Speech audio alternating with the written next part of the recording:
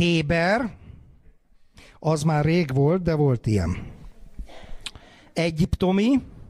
sumér, etruszk, hetita, baszk, perzsa, pelazg, görög, kínai, szanszkrit, ez mint magyar rokon nyelv, angol, tibeti, tamil, korják, kamcsadál, jukagír, ezek ilyen szibériai nyelvek, japán, ainu, az ugye japán őslakossága, dravida, maori, még az új-zélandi, gondolom maori magyar, hasonló tudod,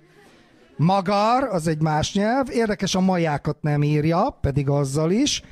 Csín, lepcsa, dofla, abormirik, hassi, mikir, munka, gondi, örmény, bodó, kocs, garó, kacsari, manipur, teluga, migal, brahui, tapka, manyók, szokpa, horpa, szerpa,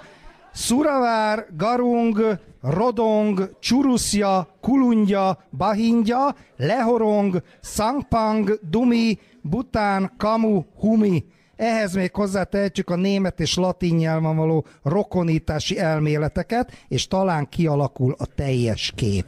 Na most egyébként